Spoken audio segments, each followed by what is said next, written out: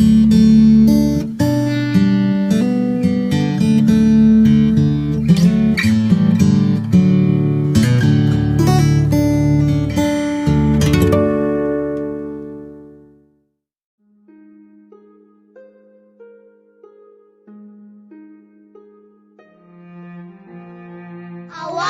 aktivitas dan pelayanan Anda melalui renungan pagi Pulang ke Rumah, dituliskan oleh Ellen G. White bersama Pendeta Denny Kanejo. Selamat mendengarkan.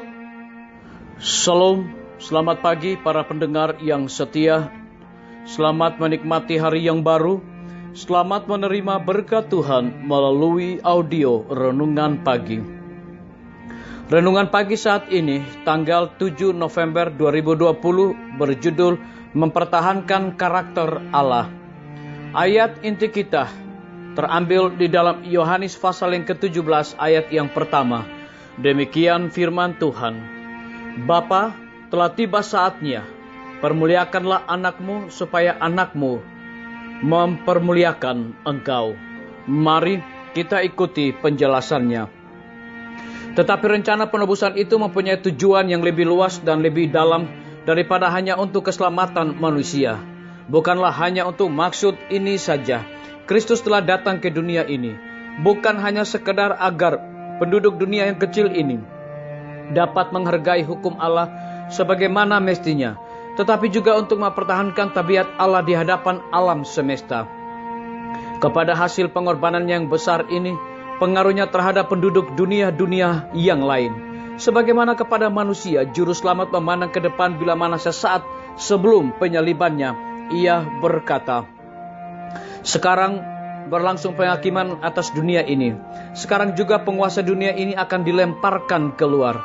Dan aku, apabila aku ditinggikan dari bumi, aku akan menarik semua orang datang kepadaku. Yohanes 12 ayat yang ke-31 hingga ayat yang ke-32.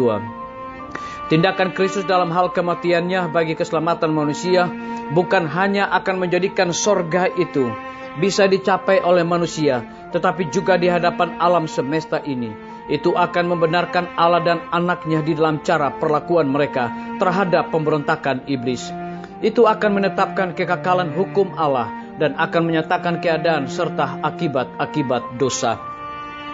Sejak mula pertama, pertarungan yang besar itu menyangkut hukum Allah. Iblis telah berusaha untuk membuktikan bahwa Allah tidak adil, bahwa hukumnya mengandung kesalahan, dan bahwa demi untuk kebaikan alam semesta ini, hukum itu harus diubah.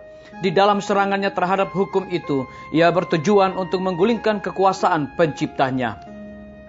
Di dalam pertarungan ini haruslah dinyatakan apakah undang-undang ilahi itu bercelah dan harus diubah, ataukah itu sempurna dan tak dapat diubahkan.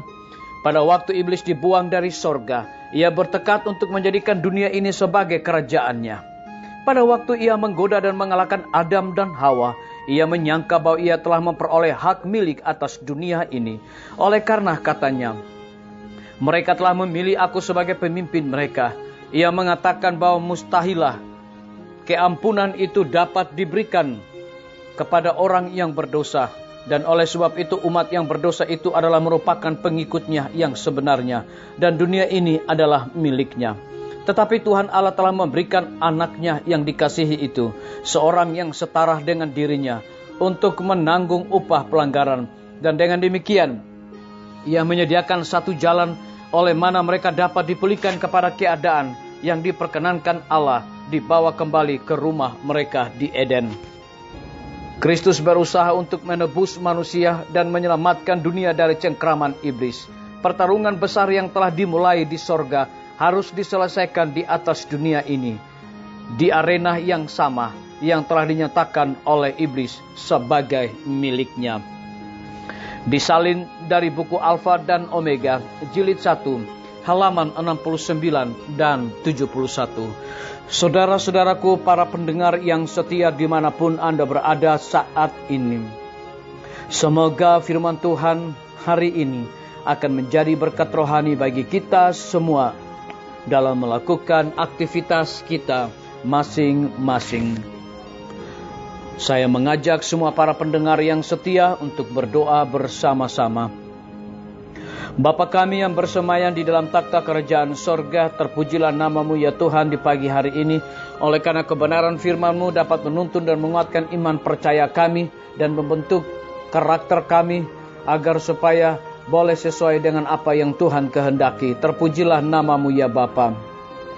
Di pagi hari ini kami terus berdoa bagi para tim medis. Tuhan berkati dokter, perawat, bidan, dan semua para pekerja kesehatan yang ada di setiap rumah sakit yang ada di Indonesia. Kiranya Tuhan curahkan hikmat dan pengetahuan sorga kepada mereka agar dapat menjalankan pelayanan mereka dengan sebaik-baiknya.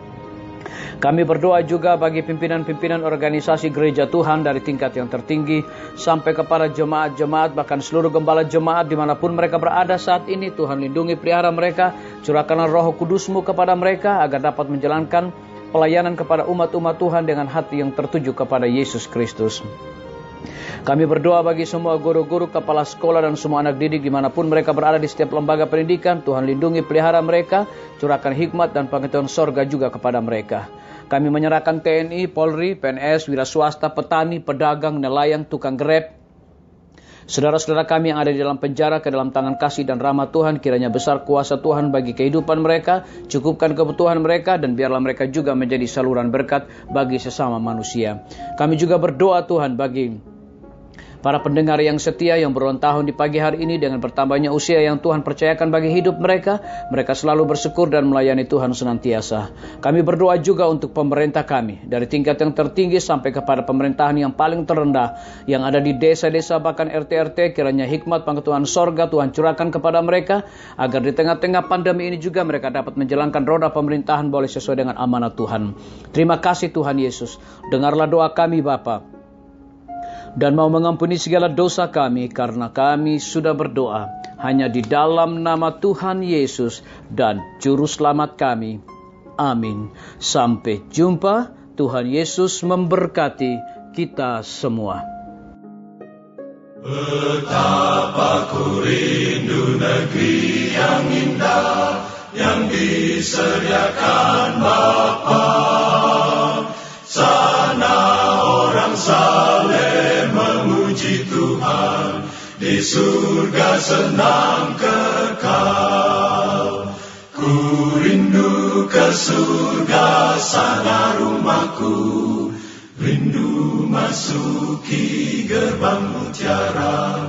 Tak pernah bersusah atau gentar, di surga ku hidup kekal. Sana kelak pandang wajah Rajaku, yang telah mati gantiku. Bersuka cita selama-lamanya, di surga senang kekal. Ku rindu ke surga, sana rumahku, rindu masuki gerbang mutiara. Tak pernah bersusah atau gentar, di surga ku hidup kekal.